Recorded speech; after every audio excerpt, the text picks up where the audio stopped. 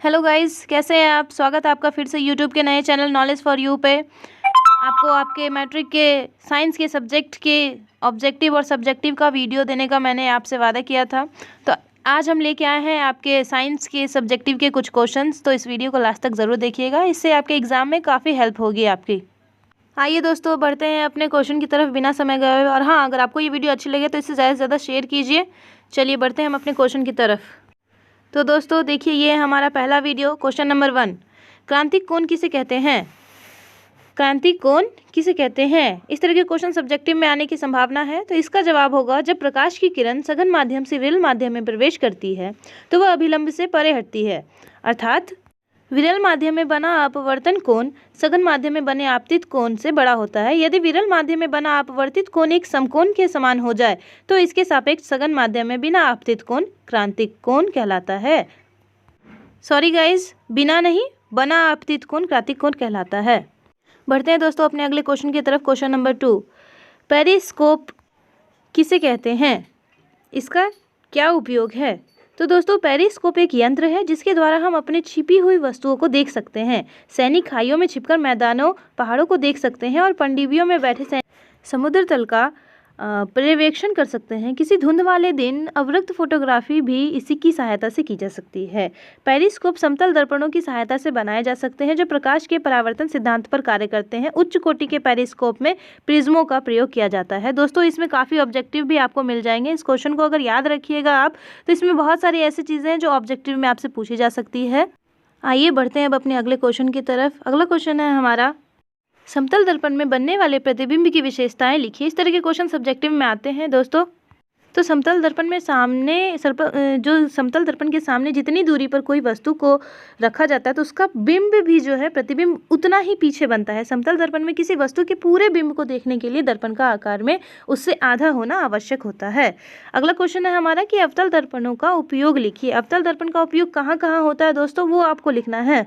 तो इसका उपयोग जो होता है वो बड़े आकार के अवतल दर्पणों के लिए और ऊर्जा के लिए किया जाता है। इनका प्रयोग वाहनों के हेडलाइट्स, लैंपों, सर्च लाइट, टॉर्च आदि बनाने में भी किया जाता है। शेविंग दर्पणों को बनाने में इनका प्रयोग किया जाता है। जो दाढ़ी बनाने वाले के पास होती है ना शेविंग दर्पण, वो अवतल दर्पण से ही बनी होती है। दंत चिकित्सक तथा विशेषज्ञ रोगी की परीक्षण करने के लिए भी इनका प्रयोग किया जाता है। बढ़ते हैं दोस्तों अपने अगले क्वेश्चन की तरफ।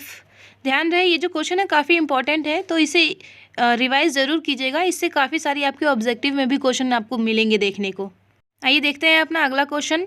अगला क्वेश्चन है, प्रकाश का अपवर्तन क्या है, इसके नियमों को लिखे। ये काफ़ी इंपॉर्टेंट क्वेश्चन है। प्रकाश के अपवर्तन के 2 नियम होते हैं, आपतित किरण, अपवर्तित किरण तथा आपतन बिंदु पर अभिलंब, तीनों एक ही तल में होते हैं। दूसरा होता है कि जब एक ही रंग के प्रकाश की किरणें किन्हीं 2 माध्यम के सीमा तल पर तिरछी आपतित होती है तो आपतन कोण की ज्या और अपवर्तन कोण की ज्या, जिसे हम साइन आई और साइन आर भी कहते हैं, इनका अनुपात एक नियतांक होता है। इस नियम को स्नेल का नियम भी कहा जाता है। तो दोस्तों बढ़ते हैं अब अपने अगले क्वेश्चन की तरफ। अगला क्वेश्चन है हमारा कि समतल दर्पण द्वारा उत्पन्न आवर्धन +1 है, इसका क्या अर्थ है। दोस्तों, एक समतल दर्पण द्वारा उत्पन्न आवर्धन अगर +1 होता है तो इसका यही अर्थ है कि समतल दर्पण के द्वारा जिस वस्तु का प्रतिबिंब बन रहा है उस वस्तु का साइज दर्पण द्वारा बनाए गए प्रतिबिंब के साइज के बराबर है। धनात्मक चिन्ह यह दर्शाता है कि प्रतिबिंब सीधा और आभासी है। बढ़ते हैं अपने अगले क्वेश्चन की तरफ। अगला क्वेश्चन है हमारा, उत्तल लेंस के 2 उपयोग को बताएं। ये क्वेश्चन मोस्ट इंपॉर्टेंट है। उत्तल लेंस के 2 उपयोग इस प्रकार है कि नेत्र से दूर दृष्टि दोष को सुधारने के लिए इसका उपयोग किया जाता है और छपाई में छोटे छोटे अक्षरों को पढ़ने में भी इसका उपयोग होता है। तो दोस्तों बढ़ते हैं अपने अगले क्वेश्चन की तरफ। प्रकाश का परावर्तन किसे कहते हैं, इसके नियमों को लिखें। जब प्रकाश किसी पॉलिश की हुई चमकदार सतह पर पड़ता है तो यह एक सुनिश्चित दिशा में विस्तारित होता है। किसी पॉलिश की हुई सतह से जो प्रकाश का एक सुनिश्चित रूप से दिशा बदलने की परिघटना होती है उसे परावर्तन कहते हैं। इसके 2 नियम होते हैं, आपतित किरण दर्पण के आपतन बिंदु पर अविलंब तथा परावर्तित किरण एक ही तल में होते हैं। और दूसरा ये है कि परावर्तन कोण सदैव आपतन कोण के बराबर होता है। ये ऑब्जेक्टिव में भी कई बार पूछा जाता है। हमारा अगला क्वेश्चन है, दिए गए उत्तल लेंस, अवतल लेंस एवं कांच की एक वृत्ताकार पट्टिका की सतहों को छुए बिना उनकी पहचान कैसे करेंगे। तो उत्तल लेंस, अवतल लेंस तथा कांच की पट्टिका को मुद्रित अक्षरों के ऊपर रखकर उठाने से यदि अक्षरों का आकार बढ़ा हुआ दिखाई दे तो वह उत्तल लेंस होगा। यदि अक्षरों का आकार छोटा दिखाई दे तो वह अवतल लेंस होगा।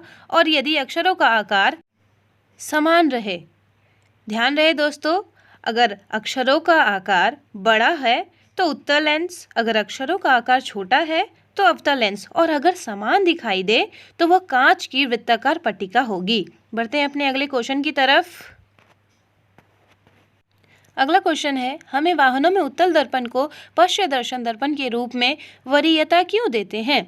उत्तल दर्पण को पश्च दर्शन दर्पण के रूप में इसीलिए वरीयता देते हैं क्योंकि ये सदैव सीधा प्रतिबिंब बनाते हैं। इनका दृष्टि क्षेत्र भी बहुत अधिक होता है क्योंकि ये बाहर की ओर वक्रित होते हैं। इसीलिए वाहनों में उत्तल दर्पण को पश्च दृश्य दर्पण के रूप में वरीयता दिया जाता है। दोस्तों, एक क्वेश्चन आपके लिए है, तो इसका आंसर आपको कमेंट बॉक्स में करना है। बताइए, उत्तल लेंस को अभिसारी लेंस क्यों कहा जाता है? ये मोस्ट इंपॉर्टेंट क्वेश्चन है।